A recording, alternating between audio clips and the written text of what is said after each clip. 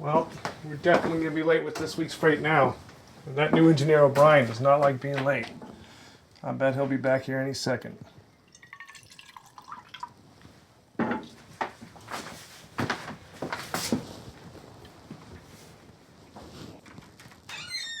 Conductor O'Connor, you here? Back here, O'Brien. What are you doing? Just enjoying a cup of coffee. Would you like one? Did you know I had to stop the train, pull into a siding? I did. It's just a signal stopping us. Pretty calm considering we were already running behind schedule. I was just getting up to speed to make up some time when that signal pulled us into the siding. Probably just the westbound Overland holding us up. Not much to do but enjoy some fresh coffee and wait it out. Where's your fireman? Jenkins? Got them checking the engine. Waste of time if you ask me. What's a waste of time? This, sitting here, is a waste of time. We only had a few miles left on the main, and it's clear. It was a faulty signal if you ask me. Mojave just inspected that signal last week. Maybe he did. It was better in the old days when we had real signalmen, not these electronic flags. No way to be able to cut time now. Cut corners, you mean? Easy, O'Connor. You folks from Green Valley may not have to worry about late trains. But in the big city, they don't mind if we break a few rules to get the job done so long as we're on time. And you think that's how we should go about doing our business? Absolutely. You know, you sound just like Casey Jones did back in his time. I would do well to sound like Casey Jones. May he rest in peace. You know he died on the rails. Indeed he did. But did he really have to die? What do you mean by that? Well, surely you know the story. I know the ballad. The ballad, yes. A great ballad, but it does miss some of the nuances of that fateful night. We have some time before that Overland gets here. Why don't you take a seat and I'll tell you about him. We're already behind schedule. Tell your story, O'Connor. Well, it was a faithful, foggy, fairly rainy night, much like tonight. Casey pulled into Memphis on time with a trainload of passengers from Mississippi. Before he could even exit the locomotive to take a well-deserved break, the station master told him to take charge of the return train. And Casey Jones said yes, as any good engineer would in a time of need. Yes, but should the Illinois Central have put him in that position in the first place? I'm not here to talk labor rights with you, O'Connor. Neither am I, O'Brien. All I'm saying is that the railroad taking a loss on a late train was more important to them than making sure the engineers were well rested. Casey Jones drove the train on his own volition. He could have said no to the return trip. Yes, he did volunteer for the job, but you know Casey Jones was a company man, and the Illinois Central gave him his dream career, being a high-wheeling engineer. And in return, he assured them that he would do whatever it took to get those trains in on time. And he was nearly almost always on time. And he famously broke a few rules, or bent them at least, to do so. He got the job done.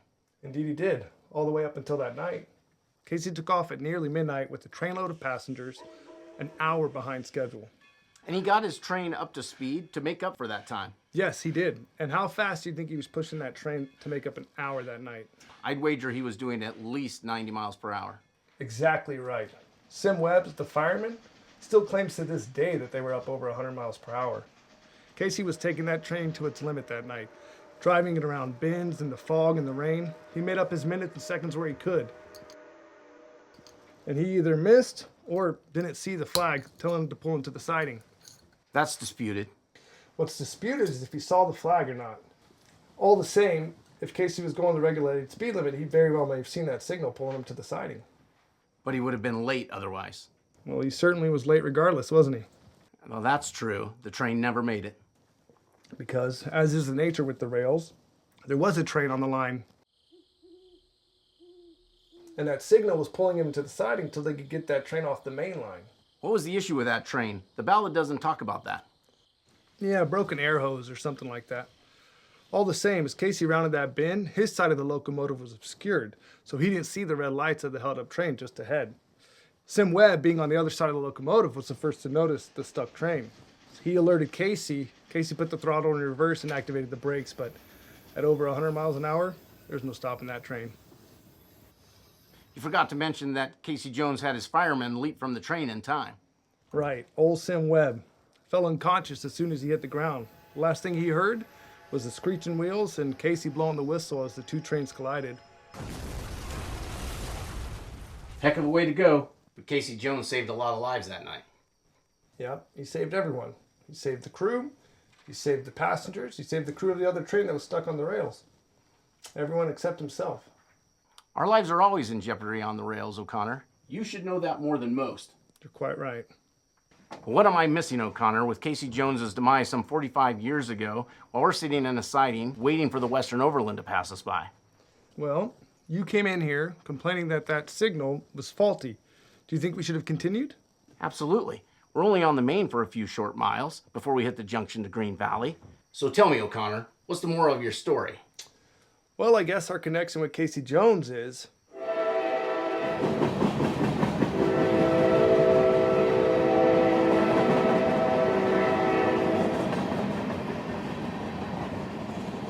it's better to be late than dead.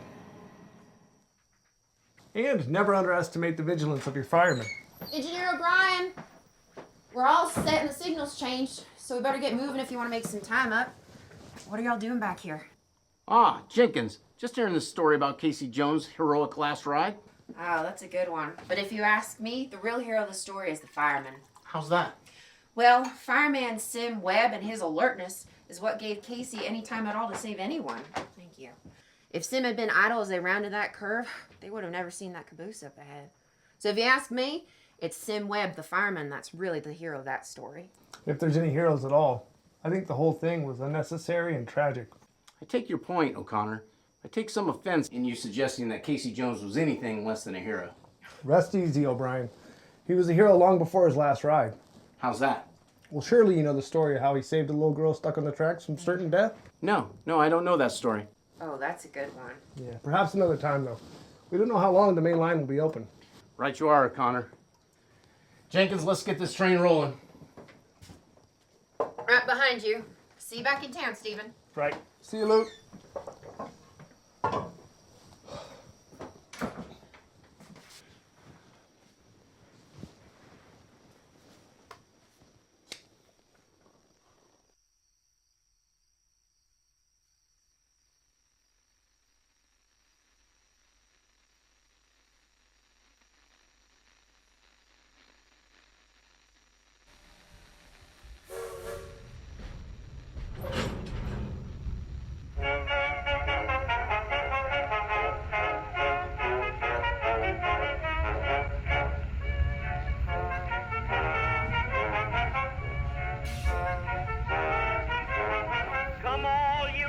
If you want to hear a story about a brave engineer, Casey Jones was the rounder's name. On a 6-8 wheeler, boys, he won his fame. The caller called Casey at 4:30, kissed his wife at the station door, mounted to the cabin with his orders in his hand, and he took his farewell trip to that promised land. Casey Jones mounted to the cabin, Casey Jones with his orders in his hand. Casey Jones mounted to the cabin, and he took his farewell trip to that promised land. Casey Jones mounted to the cabin, Casey Jones with his orders in his hand. Casey Jones mounted to the cabin, and he took his farewell trip to that promised land.